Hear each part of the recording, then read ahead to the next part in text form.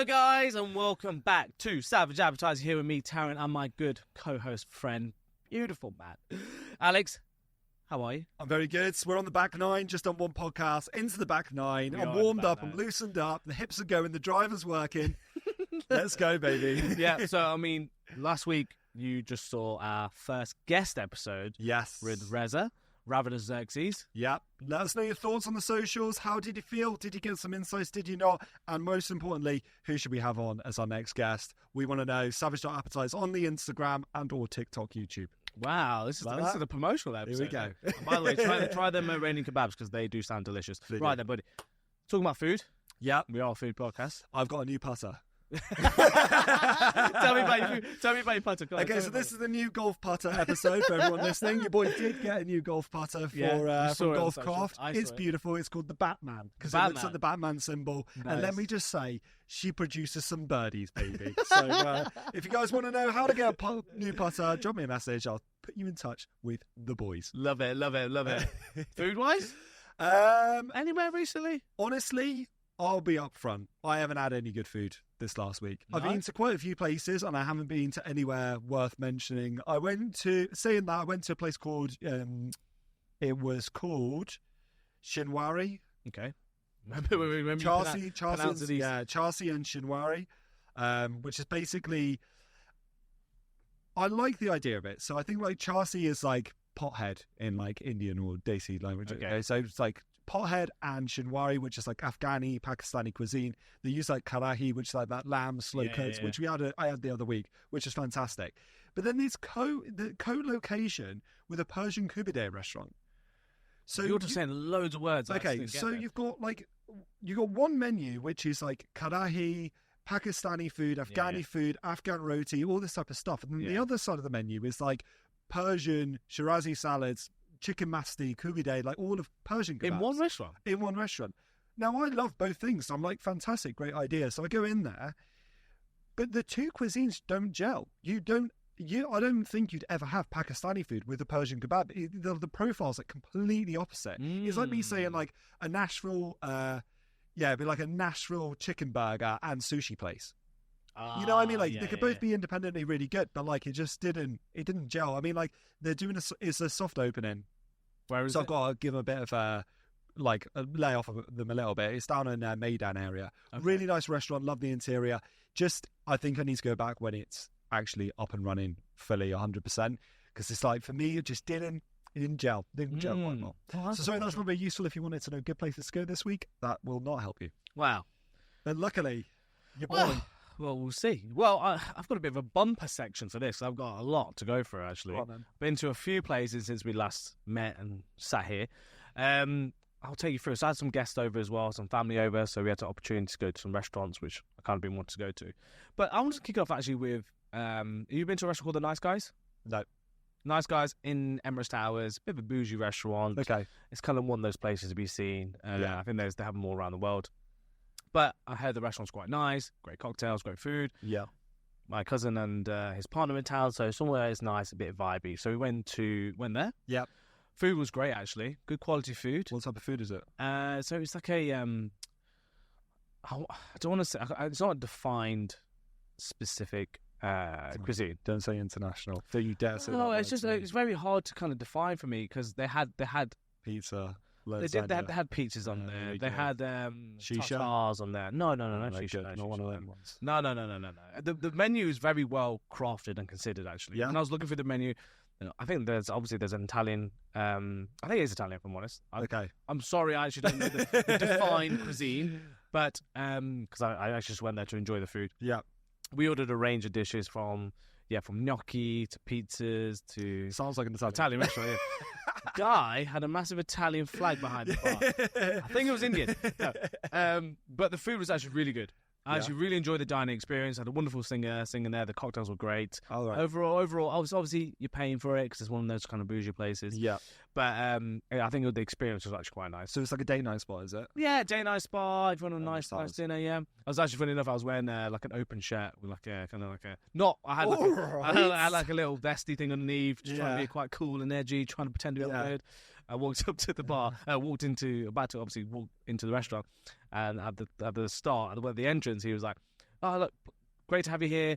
Just button up your shirt. Oh. And I was like, oh, what? You're ruining my outfit. Honestly. And if any, like, the podcast doesn't do it justice, you see Taz outside of this podcast, the boy's got style. Well, like, to the point I actually want you to build a wardrobe for me before I beat her. This is seriously going to I've run out of t-shirts. White t-shirts, black t-shirts. But yeah, that would put me off at a restaurant. That's probably one of the reasons why I never go to Look, food restaurants. Like, fine. oh, you have to wear a jacket, you have to wear this, you have to wear that. Like, I want to be able to wear my Burkies and a t-shirt and my hat. Yeah, yeah. And if you couldn't wear Burkies and t-shirt to this But then place. you go there and there'll be some, like, football. Like, I remember I went to Zuma and Drogba walked in. He's in a white vest with sliders on. Walked straight different in. rules for different people, mate. I don't see that. I don't see that. Just Food Food should be able to wear his hat. Maybe I need to make it big time enough so eventually I can just go wherever I want, wherever I want. After that, though, we went to have some more cocktails to enjoy the night till the early hours. Went to Moonshine, which is, I think we spoke about it before, that secret bar. Oh, yeah, behind Wise Guys. Oh, yeah. Tell me more. And now, I don't remember too much. So open the door. Yeah. I was in an RTA. Absolutely fucking forever to find this place. We were wandering around DFC. How many fridge doors did you try? Yeah, exactly. I was in bloody Starbucks walking through the little... but yeah, so anyway, we eventually found it. Yeah. And obviously, as it is, they had this big blue fridge door. Yeah. There's a bouncer there. It's not hard to miss when you see it because it's like, why is the bouncer standing opposite a sandwich shop? Yeah. Wise Guys is a sandwich shop and they have this bar behind it which is called Moonshine. Anyway, we had a reservation, so it's fine.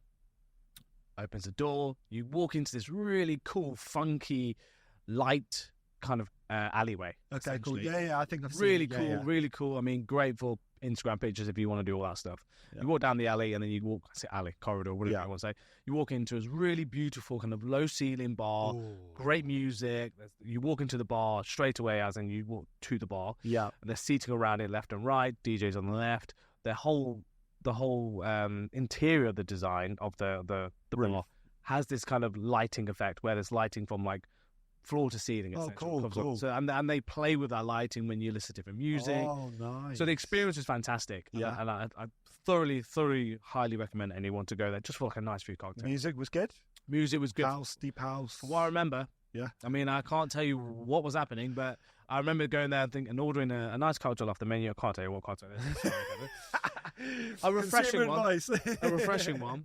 And I just remember thinking, oh, this is quite a really, I'd say delightful, it's probably not the right terminology, but a really cool, vibey bar. And I was like, I'm enjoying my time there. So that was lovely. I think the quality of a place increases as the ceiling decreases. The lower the ceiling, the better. Exactly. We went to Pikes in Ibiza and you walk through this little dungeon area. I swear, like my hair was touching the roof. Yeah. Best night of my life. Honestly, Dubai, drop your ceilings. These high ceilings are doing nothing. No, definitely go. Because obviously I had guests over as well. We had time to explore new places which I really wanted to go to. Concrete, which is a cafe down in Jumeirah. No. I've been wanting to go there. You're finding all these new hidden spots without me. I'm Savage Appetite's co-host, mate. I've been about now. Just unleashing my foodie reviews. Yes. Go to a place called Concrete, a really cool cafe. You can obviously tell by the name. Concrete. It's Concrete with a K. Yeah, it's all concrete, kind of exposed interior and exterior. Do great coffees there. Not necessarily just you can order your regulars, Americanos, flat whites, but they do these kind of different names of these different cocktails. Back to me. Well, they're kind of like, different coffee cocktails. Different coffees, yeah? Yeah. Different flavours, different profiles, whatnot. I think I ordered the Freddo. Okay, yeah. Greek? Maybe. I just ordered it. I think I just saw it and it looked delicious. It is. Wonderful space. Highly recommend people go in there. Has its own car parking space, so it's car park, so it's easy access. It's good. And then I like the branding. I'm into all the interior design branding. I always look at that's my measure. Yeah. If they've invested a lot in their branding and interior design and their experience, yes, I had high expectations. If they're doing all that for coffee, then and it went through. Once you walk into a place and you see all that, it kind of puts you at rest. Like I do a lot of reviews and I go to a place and obviously you see their Instagram profile and you have a certain image in your mind. Yeah. And then when you actually turn up and they've put the time and effort into it, you go, okay, I know I'm not getting food poisoning. Yeah, exactly. Because they clearly give like two damns about exactly. And it's not a defined measure of a good restaurant. Because I've also been in places that look great and also not had great food, but at least it sets the benchmark. Yeah, exactly. Use a bit. So great coffee. And round the corner is 11 Green. Oh, yes. The best burger in there to buy as of last week on the What's On All Time Out Awards, I believe. I don't know. I can't remember, actually. Yeah, I think it was. So I had a little stroll over to 11 Green. I got the bull burger. Yeah. I enjoyed it, okay? Yeah. Is it the best burger I've ever had in my life? Probably not. Was it a good quality burger? I added the extra pickled jalapenos to it. Came pretty quick, to be fair. Yes. Ordered the fries. The fries are really nice. Fries are excellent. Fries are really good. So they're quite thin and crispy. Yeah. I do want to cut it in half. I said, do it. Why not? It's a show. I enjoyed it. I thought, good quality burger. And that was it, though, for me. Yeah. I think great burger, but that's it. I think that's what you want, though, right? The number 3 burger in the world really did. It was a blessing and a curse, because the blessing was obviously it gave them the recognition and it gave them like marketing presence. Like you say that, people are going to come and try it, 100%. But then it also kind of sets you up for failure, because like people are going in expecting it's going to be the number 3 burger in the entire world. Yeah, You're only ever going to be disappointed. And fun fact for those of you listening and or watching. That's not actually the number 3 burger. It's not. Yeah, it's not. It's not. I don't know what actually was the number 1, but I know that's not the So one. Basically what he was saying is the judges in Texas or America, wherever they were, they like a meatier burger. Yeah. So for the awards, I think he actually does the boar burger with a double patty. Ah, that'll make bad. So it's a smash patty, by the way, guys. And when you think of like burgers like high joint, high jams, that one you definitely need a double patty as well. Yeah, so you do need a double patty in this. Some burgers you just need it, and I agree with you. The 11 Green one, I had it, and I was like, it's a lovely burger. I don't think anyone's going to go in and be disappointed. Yeah. But then I think it needs a double patty. So I think put it on the menu. Like if it's a secret menu, then why are you faffing around with that? Put it on the menu. Yeah. Put it 100 dirhams, best burger in the world. Yeah. And then see how people go. Did you have the chicken burger? No, I just had the bull burger, the fries, had a Coke. My partner, she had a hamburger. That's what you had? No, but mine's got cheese in it and stuff like that. Oh, what, instead of a cheeseburger? She's got a hamburger, right? No, that's blasphemy. That is weird. I said, you can sit on the other table. I don't mind that. Get out of here. Get here. Dictator. Yeah, exactly. Don't serve him in. Fun fact, another fun fact, should we say? Do you know why it's called a lemon green? No. Has a guest. You used to smoke green. So back in the day, 11 times a day. Yeah, exactly. When he makes his burgers. Favorite number 11. Favorite colour's green. Oh, that's it. If it works, it works. Exactly. Going on to another burger place, which I recently had. Patty and bun. Oh, you had it. I had patty and bun. I know we're on patty and bun watch for the past how many episodes. I finally had it because of the show, obviously. Yeah. Ordered it. Yes. Solid. That's delivery, all I'm saying. On delivery. Delivery. It has to be delivery, isn't it? It's only delivery. Solid burger on delivery. Solid burger on delivery. I'm not buying that. You can tell. Right, it delivered and it was a bit cold. Right, fries were a bit cold. Burger wasn't that cold. Oh, 1 second. Patty and bun breaking the fourth wall here. I told you, didn't I? I told you. Open a brick and mortar for people's first impressions. Because Tala here, he understands that, but other people getting a cold burger, they ain't gonna do it. It came cold. It came lukewarm, right? So the burgers were a bit, but they were seasoned really well. To be fair. Yes. That's what I think about UK burgers. They're not scared to season their food over there. Like, well, what I could tell. I can tell it's a good burger because I could tell the ingredients and the way it was put together was on a high level. Good. So you know when you buy in a burger, you can tell this is a quality burger. Yeah. And it has this I don't know if it's brioche bun. I think it is a brioche bun. My burger patty, caramelized onions, had the sauce in there, and I enjoyed it. I honestly enjoyed it, and I thought if I was in the restaurant, it'd bang. Came to me. Still good. Still good. You're looking at a 7, if I'm honest. 7.5. But if that's a 7.5 on delivery, can you imagine if you went in there fresh? That'd be an 8.5, maybe even a 9. Exactly. So I'm going to still say to everyone, order it. It's on Deliveroo. Yeah. I think only exclusive on Deliveroo. Don't tell me a word on that. Order it. Let me know your opinions on it. Because I think it is a good quality burger. And it's not a smash patty. It's an actual thick thick old boy. Good. It's not a smash. Because I think which is a bit more. The reason I say that, is obviously these new burger joints. I find everyone smash patty. Yes. It's like a craze smash patty, and they are delicious. I love a little smash patty, but it was nice to actually have something alternative. Yes. And I was like, and good quality. The hand pressed burger for me, 11 Greens hand pressed as well, isn't it? It's not smashed to oblivion. Like it's got a bit of a coarser grind or falle, patty and bun. I think that's the way it's going this year. So if you listen to Patty Bun, invite me to your brick and mortar. I just remembered I did go now somewhere. I had good food somewhere. Okay. Last Friday, I went to Big T, didn't I? Oh, I went back to Big T. Go to Big T. So since we last spoke, a lot's happened on the old socials, hasn't it? Oh, go on then. So for those of you who missed it, I don't know how you missed it. So Big T was awarded a runner-up or a recognition award by Time Out, and he commended, I think. Commended, yeah. Oh yeah. His reaction was bold. Threw the award on the ground. Threw the award, smashed it on the floor. Which obviously went viral. A lot of people talking about it. Now, he'd banned What's On, Time Out, Lovin' Dubai, and 50 Best out of his restaurant. Yeah. Which, as the owner, so you're right, you can do that. I get that. Yeah. Lovin' Dubai then asked him for a comment. Yeah. And they said they were going to post it. He gave them all the comment. They wrote the article, but then they posted it from another business account that they have called like Shafi Business or something.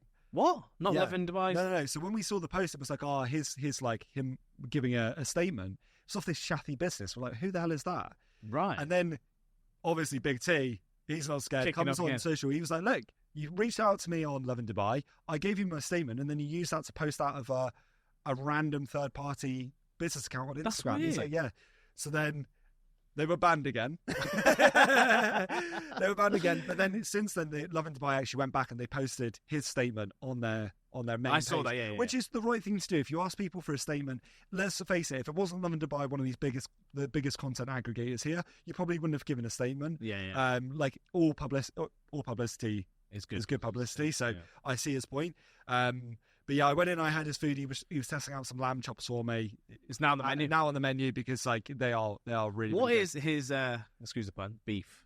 It's beef. I think with the guys. He's 100% like authentic and honest, like from his perspective. Okay, so like we all know that the awards are somewhat influenced by the financial aspects. It's there's no way around it. They're not the only people to do it. I understand. I've been there before. Yeah, but like I think for him. To not be recognised after like 2 years of being operating, if you were thinking best brisket or best steakhouse, best smokehouse, and credit where credit's due, he is changing the game on that. He's cuisine here. He put smoking like smoke meat on the Dubai map, in Dubai map, like completely. So like he does deserve some recognition from the awards, but obviously he didn't win it. Yeah, and I think that's what's kind of caused the issues. But like, look, I want to get him on the podcast. I think at the end of Ramadan, fingers crossed, he's going to come on and just explain a little bit more about this. But, I'll be honest, when I first started following him and he was like always replying to the haters and all like that, and I was like, thinking in my head, I'm like, this guy, you're doing it wrong. I'm like, because you're just feeding the egos of the haters. This is what they want. You're making yourself look like an idiot. And then the more I watched, I went, you know what? I actually respect him. Because, obviously, in this region, by law, there are certain things you can't say out loud to the public. Fair enough. That's the country we live in, and that you have to respect the laws we live in. But he goes in and calls anyone out. He doesn't give a fuck. Yeah. He does his own thing. And then I just started to find it so comedic. It's the way he does, and he just calls people like, I don't care. And I'm like, I love it. I want it all the time. The thing is, I think it's so refreshing. Like in this market, is to see that 100% authenticity. Like how many He just doesn't give a Can you imagine like New York Italian deli owners in New York? They'll be they're exactly the same on social media. Like they've 100%. Got huge presence. They become these social media personalities because they don't give a fuck and they say whatever they want. Yeah. And like over here, no one does that. So when you're not allowed to say that, stuff. it's like it's outrageous. It's raw. It's really not what we're used to. But at the same time, I love it. Like keep going. I do think.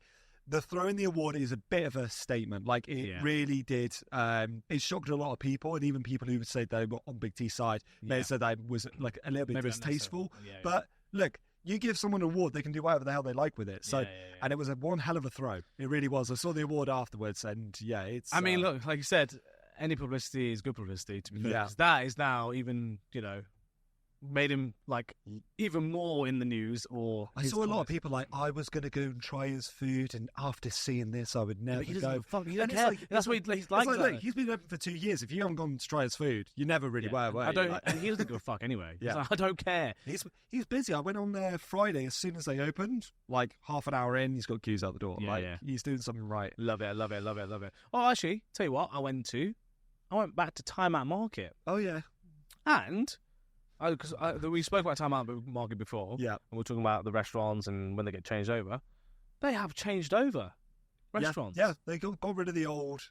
Got rid of the old. Got rid of the old. In with the new. In with the new. They've got Little John's in there. Yeah, so new Cafe places. Little John's. Yeah. Which is kind of like Calvin's band. Which, funny enough, I'm going to John's on Friday. Oh, good. Should I sit outside or inside? It depends on how hot it is. Like, he's ramped up. I normally sit outside, but you can sit inside as well. Music's class as well. Okay, fine. I'm going there on Friday for iftar. Can't wait. Oh, the iftar's good. Oh, is the iftar menu? I didn't know. The iftar menu apparently is packed. Okay, good. Well, I'm going there on this Friday. Okay, I'll just tell you the ones what I know is the new places. Yeah. So, a la Grec. What's that? A la Grec. Created exclusively for Time Out Market. By, I'm really going to butcher this guy's name. Go on, let's see. It's Greek, I think. Come on. Sorry. After I butchered the Chinese restaurant last week. I'm sorry, bro. I'm sorry. Anthasiasos Kadadisis. Let's have a look at that. Go on then. So where's it? Show me. Okay, yeah, fine. This is very good for audio listeners. It's all right. I want to find them. Here it is. Here we go. Let's see. Alex can pick this up.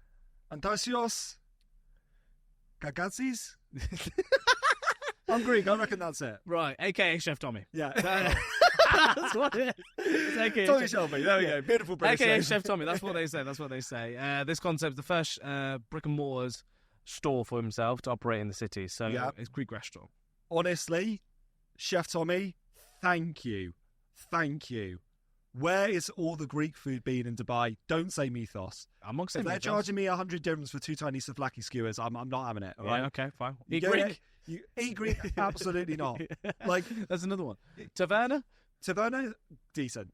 Oh, Taverna's actually good. I'm glad you said that. I actually really like Taverna. I went to Taverna and I was like, this is the closest I found to like a proper Greek like Taverna. Obviously, good. I thought it's in the Madinah. Yeah, Medina Jamila. Good location. Great. You sit on the terrace. Yeah, wonderful. Amira misses. I was like, this is great Greek food, but I didn't know if it was one of those kind of like hotel restaurants. And I was just like, but I was like, you know what? I rate Taverna. I love it. The thing is, like, I wouldn't class myself as an expert knowledgeable about many cuisines. Like, my family are from Cyprus. I was born in Cyprus. I spent all my summers over there. Like, I know Greek food. I'm Cypriot. Yeah, Cypriot Greek. Like, I know Greek food. And you go to these tavernas on the side of the road. They come over massive bowl of Greek salad. Tzatziki, meze. You go, meze for 3 people. And they'll just bring you whatever they want. Octopus, lamb, this, that. Love it. Don't pay that much. Obviously, we're in Dubai. I get that you're going to have to pay a premium. But when I go into a Greek restaurant and I'm paying 100 dirhams for 2 tiny little souvlaki skewers and a little portion of fries, I'm not having it.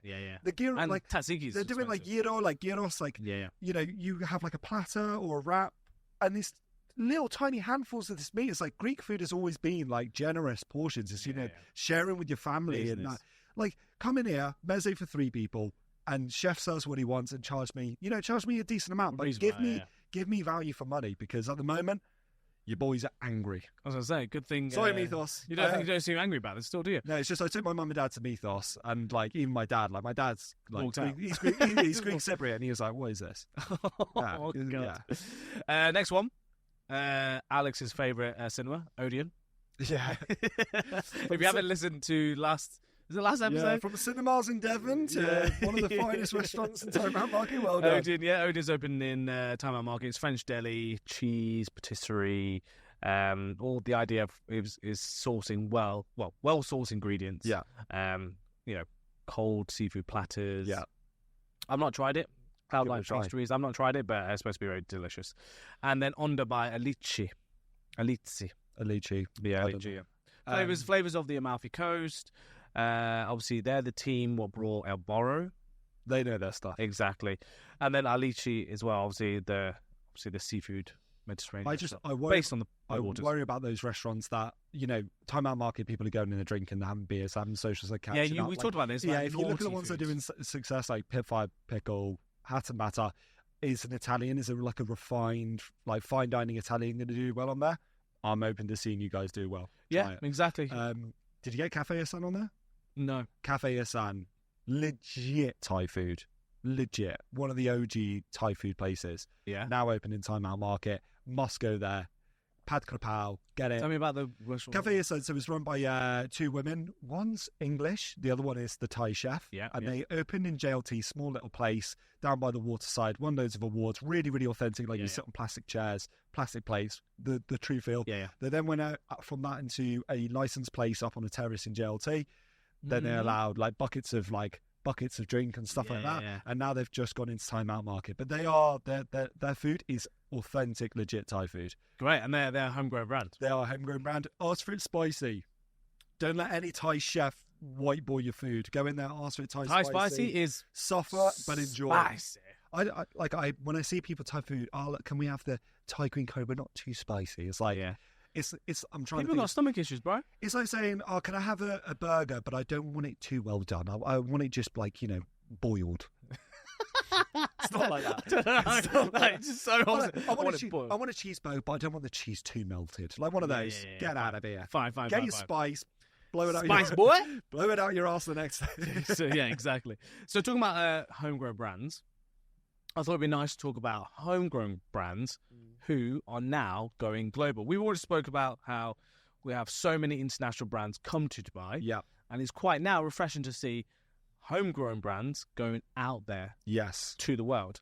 I came across an article on Arabian Business by Tala Issa titled Dubai Restaurants Go Global, GAIA, Pickl, WOK BOYZ head to Miami, London, Canada, and the UAE takes on the world. Okay. So I thought it'd be quite nice to kind of have a little conversation about this. Let's go. So Fundamental Hospitality are the owners of GAIA, another restaurant. Watch your mouth here. I said my comments about GAIA. I said Chef Izzu's an incredible chef. I just didn't like the 900 dirham fish I had, which was kiss that ass, boy, because you're gonna get in trouble with. No, I've always said great restaurant, great chef.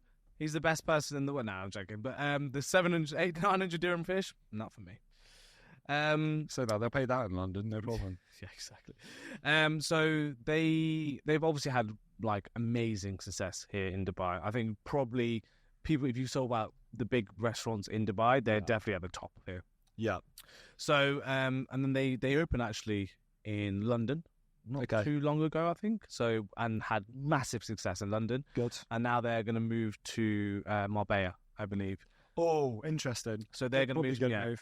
So yeah, that'll be their first debut into Espanol. Well, I imagine they're on the same sort of level as like a Namos, right? And Namos has got presence all around the world. So yeah, I think GAIA can go and compete with. I think they're going to be opening Q3 in Marbella, and also actually, the Miami branch is in construction now, and I think they'll do well in Miami because it suits anywhere where people got a load of money, don't really care. Yeah, exactly. I mean, credit to them. They know what they're doing. Open one in Ibiza, and then maybe I'll find somewhere we can host our. Yeah, host our bloody wedding lunch. Yeah, exactly. Oh yeah, if you want to shout out that. Anyone who knows anything about places in Ibiza can get me a booking for Saturday the 29th for 30 people. Can you just reach out to me, please? Your boy's getting married. Your boy's getting married and nagged about not having a place booked. Savage Appetites are going to be there live in the fresh. We'll do a live review. Podcast from Ibiza, maybe not. Yeah, exactly. That'll be sick. Actually. That would be good. Sunglasses on at all times. WOK Brands. Do you know WOK Brands? I've heard of them. WOK Brands. Well, they're the ones who bring you Pickl. Bombard. 762. Oh, Steve's. Yes. Yeah. They're the mother entity of these brands here. So I've got some few excerpts here, but obviously Pickl this year are opening in Qatar, early Q2. Fine. Pickl's moved to the mass. I mean, it's a fantastic restaurant, great food. Egypt will come in on the line shortly after that. Fine. Kuwait, Saudi are all on the list. Yeah. That's kind of their kind of vision for Pickl. I reckon they'll be able to do that easily. Easily. And they're like, this was a bold claim. Over the next 10 years, WOK Brands aims to open 1,000 stores globally across their portfolio of brands. So over all their 3 brands, 4 brands actually. They've got another one as well. What it's called now? Oh, they got a new coffee shop. Yeah. Yeah. We'll get back to it. Yeah. So they want to open 1,000 stores over the next 10 years. I reckon they can do that. I think so too. Like, can you imagine if you take something like 1762 to London, Manchester, Birmingham? Yeah. Like the one I actually want to discuss this with you. Like, if you take Pickl to London, how do you reckon it would do? Like, imagine take the brand away, take the Pickl brand away, and just judge it purely on the food. If you took a Pickl burger into London, because like the competition over in London is huge. I think the competition there is rife, and I still think they can hold. I reckon they would. I think they can certainly hold their heads. London's buyer's choice, if you can get in the right market, the right place, people's going to, hey, that's a great burger joint, and that's all it is. I think they need to get the perfect location. I think the brand's going to carry itself. Like the demographic 18 to 35, like predominantly male demographic. They know what they're doing. They're gonna kill that. But like London's super competitive. I'd be interested to see whether people would like accept it, or whether the competition would be like. No, I think there's a difference between opening a burger shop in London, which is average, large mid, to Pickl coming there, because they are a great quality burger. I've had friends come over from UK, all around the world, and they go, "Oh, this burger's banging!" It's actually a good quality burger. And actually, if they do manage to successfully launch 1,000 stores within the next 10 years, they will be the biggest Middle East exporter of homegrown brands. I reckon if they can crack London, if they really crack London, get a bit of virality around it, I would probably go back to when they first opened, like. Get the burgers bigger, juicier, like make it more like visually like appealing. They still do, but I think when they first opened, it was that much more like wow factor. And then take that to London and give the London boys a good run for their money. I'm excited to see that. I love it. And then be like, new viral Dubai-based burger place in London goes all over the UK, 10,000 stores. Steve's trying around in Bugatti. Let's go, boy. Take us with you. That'd be good. I actually had there's a really nice quote, which kind of speaks to me a bit more in terms of the business side of how these brands are successful. Right? Yeah. So I'm just going to read it out because I think it's so true in terms of scalability and taking your brand beyond. It's more forthright in thinking of, okay, we have this store. Yeah. Great, it's a success, but what they do, they curate these dining experiences that can be obviously scaled. Yeah. So he says here, let me find it. Is it Steve? It's Steve, yeah. Steve is the CEO of Joke Brands and obviously the founder and creator of Pickl, Mr. Pickl himself. Yeah, so he goes, we work hard in creating concepts that are scalable. This rolls through the menu engineering, interior designs, the materials, full business modeling, staff training, the supply chain and consistency. It's not just the consistency of the product, but the consistency on every single touch point of the business. Yeah. And the rest is just pure grit, hard work, and relentless for perfection. And I feel that's very interesting because it's not, obviously the food is imperative and it's the most fundamental part of a restaurant, of course. Yeah. But what they're doing in terms of curating the experience and how can they be scalable across regions, you can't just. They're smart enough to think, okay, well, even turn the interior design, how easy can we replicate that elsewhere? Well, when you know, I was watching The Founder the other day, the film about the founder of McDonald's, how it got started, really, really That's good. That's a crazy really, story. Yeah. You know what? We're good. We'll do an episode on this on food films, foodie films. Because that was really interesting. Like, I've seen it a few times. It was good to revisit it. But, like, when you think about a concept like McDonald's, like, maintaining that consistency, not across one brand or one branch or 10 branches, but over 1,000, 10,000, 100,000. Like, how do you maintain that consistency on an operational scale? Really, really hard to do. Like, can you imagine someone like an 11 Green having 100,000 branches around the world? It's a completely different operation. So I think when Pickl approach this, they are thinking long term. They're thinking like, oh, it's great to have this, but can we do it over this many branches, this many countries? And I think they're probably out of here, like out of the brands. They're the best position. They're probably in the best position to do that. Like, as much as I'd like to see a high joint go to UK or something, I don't know if that scale, that like all over the UK. Yeah. Be crazy. I mean, I hope more brands do go to the UK. I think it'd be good to just see us globally as well. Yeah. And the other brand that they mention here in the article, WOK BOYZ, goes international. Have you heard about WOK BOYZ? Yeah. Really? I've had WOK BOYZ loads of times. Yeah? Yeah. It's usually I order it when I work sometimes. What's it like, Panda Express? Or? No, it's more curated than that. It's more better quality than that. Is it? So essentially you can choose the kind of, it's basically, by the name, suggests WOK BOYZ. WOK curated dishes, so you can choose noodles, you can choose your protein, choose your sauce. Okay, yeah. And it's a mix of blend, but it's actually really good food. Oh, is it? Yeah, it's not like trash. And the thing is, I got put off by the name when I had WOK BOYZ. I was just like, The name just may sound a bit like... Yeah, no, I kind of like it. Yeah? I think the brand is good. It's a bit that kind of edgy. I say edgy. The name's in graffiti. I think it's quite a fun, funky band, and I think it represents the owners quite well.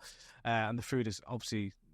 Order yourself and tell me what you think. It's one of those things you can order, reasonably priced, choose kind of what you want, and it comes... When you just want it... Does it come in the little box? Yeah. Come in a little box, that's it. chopsticks. Oh, yeah. What, boys? But can you imagine like a street food place like that? Just a guy with a big wok cooking into order and then putting in those little boxes you just walk around with. That's all it is. Exactly what it is. So they recently launched in Canada, Oman, and Ghana. They're the three. I was quite interested. I'm going to stay clear of that one. No, I think they say that's part of their multi-store development, launch of more than 25 new venues within the next 5 years. That's their kind of branch, which is quite interesting for something like WOK BOYZ here. I just saw his WOK BOYZ just in, I think it's in JLT. I thought, that's it. Fine. Have you ever been Wokyo as well? Yeah, Wokyo. I love Wokyo. It's the same. Oh, is it? No, not the same company. Oh, right. You know the principle of it. Yeah.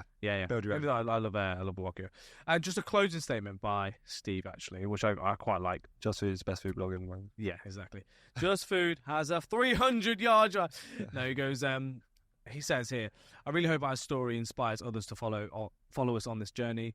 For so long now, the region has imported franchise brands from around the world. Part of the reason of us doing this is driving it forward to show the rest of the world that in this region we are too capable of creating epic brands with stronger product lines, cleaner ethics, and a successful business model that people truly love and embrace. I just had this idea. Yeah. Imagine if I have to eventually move back to UK. You have to, yeah. What if I opened a Pickl franchise? Yeah, exactly. How full circle would that be? Yeah. Okay, you open the Pickl, I'll open the Bombard because I love my fried chicken. Let's do that. Next week, Steve, you listen to this. Hit your boy up. UK franchise Pickl. Franchises are expensive, but that would be really cool, wouldn't it? And then we can just do the podcast all the time. We do one episode in Bombard, one episode. Yasmin will have to take you with me. When I started that podcast like 3 years ago with the boys, that never took off because we just got. You're not allowed to. Got way too wasted. You can never do that. But we were talking about Pickl. That was the first place that we ever talked about on a podcast was Pickl. And imagine going full circle. Your boy then owns a franchise, and this is your Netflix documentary. Mate, your boy goes off woo vibes right now. The universe, something in the universe is telling me to open a franchise. It's happening anyway. But I thought that's quite interesting to know that it's quite nice to see homegrown brands now moving globally across, and everyone just coming to here. Yeah, keep doing what you do. Keep doing what you're doing. Talking about world facts. Go on. We've still got one more segment. Good. I was just checking the time. Yeah. We right? Yeah, we got. Yeah, good. We got 15 minutes. Yasmin was closing our laptop. I was like, I know. Oh, right. Yeah. Okay, fine. I can relax then. I was like, watching Yasmin. I was like, exactly. When I was finishing that last bit, I saw Yasmin closed up. I was like, we got to go. Yeah. But I looked at the time. We got about 15 minutes. Good. This is a bit more of a fun thing, right? Okay. What was I watching? I was watching someone on YouTube. Huh? Someone feed Phil. And I cried. I was watching someone on YouTube, and it was like a Guinness World Record or something. I think it was like the biggest world pizza. Yeah. And I was like, I wonder what other weird and funky Guinness World Records there are around food. Okay. So I went on the internet. Yes. On that website called Google, and I just searched weird Guinness World Records around food. I've got a few here, and I want you to kind of guess at what that record is. Okay. Yeah. Well, I'm just gonna give you like a statement, or a phrase, and then you've got to guess what that world record is about. Okay. Okay. Right, and then we'll go into a bit more detail. Fine. Okay. I don't know. I think I get it. All right, let's go. Yeah, I don't know if this is gonna work. Do a test run. We'll do it. Okay. I'm gonna just say a phrase. Yeah. Okay? You got to guess what it is. Okay. Baby got Mac. What do you think that? Say it one more time. Baby got Mac. Baby got Mac. What do you think that Guinness World Record is? Guinness World Record. What do you think that is? Baby got Mac. Obviously something about mac and cheese. Maybe like a rap about mac and cheese. Why would that be a Guinness World Record? Most records sold about food. No. Mac. Think Mac. What's the famous Mac? Yeah, MacBook. Oh, Big Mac. Oh, here we go. Big Mac. Okay. What do you think the record could be around Big Mac? Around Big Mac. Baby got Mac. I'm just saying a phrase. The smallest Big Mac? No. How many babies got Big Mac? No, you're thinking too literal. Okay? Baby got Mac was just a How many babies got a Mac? No, got What? It will never work. This is not working as well. Okay. Basically, to get you to Big Mac. Okay. Okay? Babe got Mac. It's just a phrase I just made up. Okay. Big Mac. Okay? How many most Big Macs eaten ever? Ever. Okay. Ever in a lifetime. There's that guy with the ponytail in the US, isn't it? Donald Gorsk. Yeah, he's eaten a Big Mac every single day. Big Mac every single day since the 70s. Has a guess of how many Big Macs this guy has had. Oh, I remember he was on like Super Size Me. He was on like, what are you on, like 10? No, he couldn't be on 10,000. What do you think? Go on, like 3,000. 3,000. So you think he's had 3,000? No, it'd be, yeah. Maybe, yeah, 3,000, yeah. So you think 356 times 10, 3,500. Mate, I've had 3,500. That's easy. 34,128. If he's having it, breakfast, lunch, and dinner, bro. Oh yeah, he was having. I thought it was one. This guy is Big Mac. Oh my god, how many? 340,000. 34,000. 34,000. My god, how many calories would that be? This is pointless working. But it goes to is show he not you. Dead? Goes to show you, you can eat. It's just a calories in, calories out. Yeah, and health-wise as well. To I don't know if that gives you enough sustenance. Honestly, to live. Oh my god, can you imagine how he feels all the time? Oh god, gosh, grim. Imagine his skin. Yeah. Okay, that was that one. I don't know if he's going to wet. Let's try it. Another phrase. Bev Nation. Bev Nation? Yeah, you got to guess what that world record. The most beers consumed in a nation. Which country consumes the most beers on an annual? No, but you you're on the bevies. Think about, where do we consume alcohol? Bars. And? Pubs. Okay. Which country has the most pubs? Close, but think of it a different way. Think of it from a single person. Which man is visit the most number of pubs? Person who's visit the most amount of pubs in one country, or visit all the pubs in the UK. Bruce Masters. Yeah. Has visited the most. It says here drinking establishments since the 1960s, where he sampled the local brews up until this date. How many pubs do you think good old Brucey has visited in his life? Yeah, that's the world record, bro. Oh my god. I don't know, 100,000? You are so shit at this game. 100,000. Well, he could do breakfast, lunch, and dinner 3 different pubs. You could hit 5 pubs in a day. Yeah, but he's got to do that every day. I don't know. He sounds like a lunatic. He is a lunatic. I've got a picture of me just holding a nice old ale. 46,495 pubs he's visited. Imagine that pub crawl. I feel like Lyndon and Rick have done probably similar ones to that. Do you want to see what it looks like? There he is. He's really happy. He's happy. There you go, guys. I can imagine how he feels. Does he have to drink a drink in those pubs, or can he just go around and visit 10 in a day? No way, no. You've got to have a pie in there. He seems like a man who enjoys a pie. You know what? I've got a feeling we're going to be reading about Pie Man DXB in one of these in 10 years' time. Yeah, exactly. Those number of pies consumed around the world. Pie Man DXB. He was in like Thailand or Bali eating pies in Bali. Apparently, what? There was like a video of him going to this old boy in Bali. He's like 60 years old, the only person who makes pies in the entire country. This guy's dedicated to pie. Mate, he loves pies. Yeah. He messaged me, he was like, any pie suggestions? I was like, I don't tend to eat too many pies. Let's go to you, my friend. You're called Pie Man. Yeah, exactly. If I'm going to pigeonhole myself with pie, it wouldn't be pies. I'll probably die. I do love a pie. Yeah. We're actually going to get him on the pod, actually. Yeah, we will. I want to find Pie out. Man DXB, we know.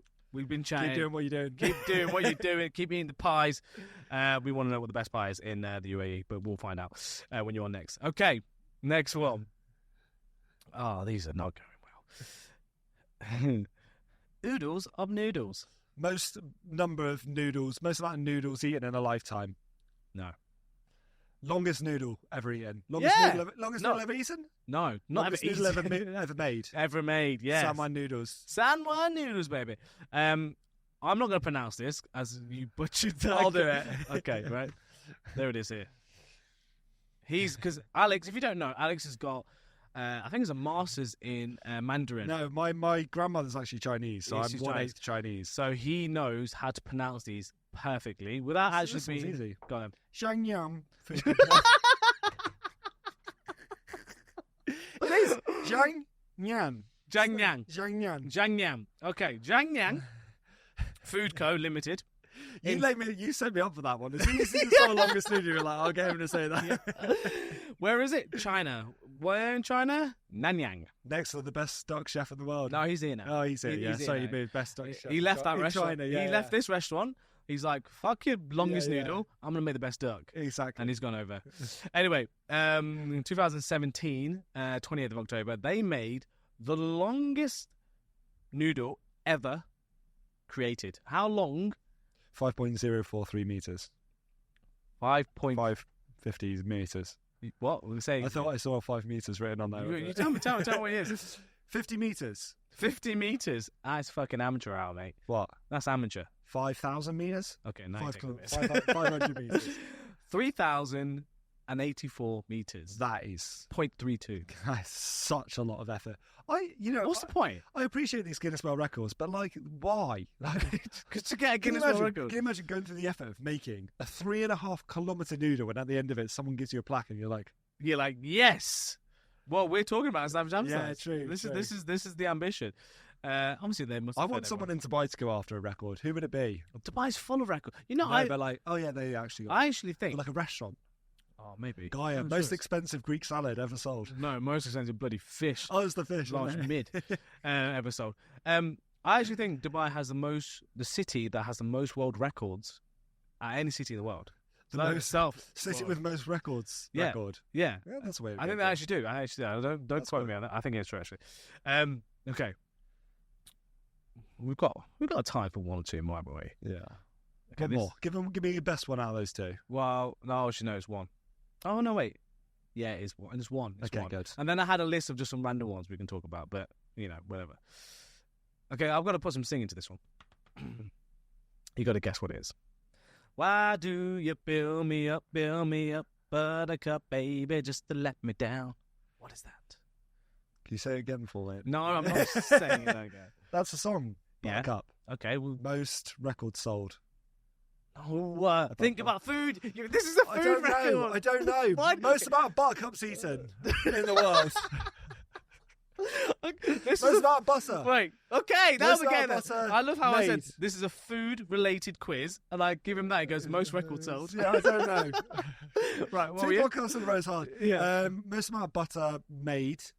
Most amount. Okay, here we go. Most amount of butter eaten. Yeah. In a lifetime.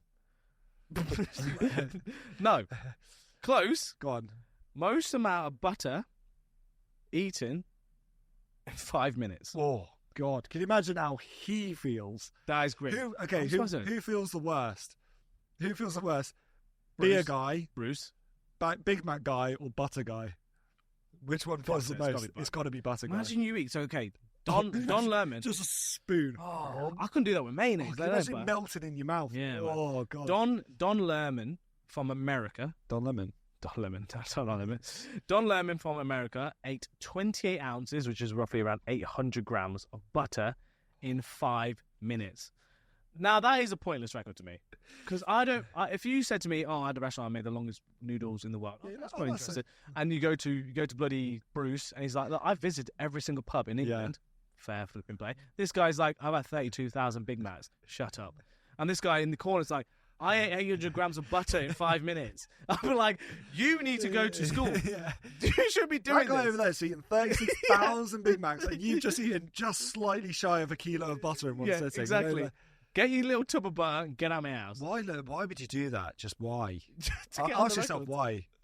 Why do we do this podcast? Do you know that Polton was almost... Our friend. Our mate Polton was almost Dubai's pie-eating champion. Down at Barasti when we first came. I remember basically they had I think it was 10 pies, like Ginster's pies, and he had to eat on the beach in the middle of summer. Yeah. He gets up there, and there's a guy next to him who had the techers. He's been there before. It's probably Pie Man now. Yeah, exactly. And basically he took all the 10 pies and he took the lids off them. And stacked the lids so we let them cool down. Yeah, this guy's a pro. And then he was munching them down with the water. Paul was trying to eat these pies in the middle of the summer, burning his mouth. And we're cheering him, and he's like, they're too hot, they're too hot. And then the other guy finished them. So Paulson ate 9 pies out of the 10 pies and still didn't win anything. 9 of the pies? 9 of the pies. I think he had a few more. And then he was going to the crowd and saying, who wants a pie? And everyone was like, no. He's like, yeah, just launching pies at people hot pie. Oh my God. We We need to get going. The next podcast, we get Polton and Pie Man. Yeah. Oh, pie eating contest. I think Polton's retired now. I think you'd struggle to convince him to. He's in bad shape these days. Yeah. Anyway, look, thank you guys. That is episode 9. We're getting towards. We're going to the magic 10. If I don't speak to you before, well, I'll speak to you after. Your boy's going on a stag do tomorrow. Alex is going on a stag do tomorrow. If I don't come back, just let me know that I love you all. Thank you for everything that you did. And can you just follow the Instagrams and follow Savage.appetites? I might just be because I might pass away, and then you'll be able to keep my image alive on that platform. AI. Yeah. Let's put AI Alex. I've got enough content. I endorse the AI to use my face as likeness. Fine. We talk about burgers the whole time. Yeah. Anyway, look, thank you guys. Appreciate it. Lock in next week. All the best. See you later. Bye.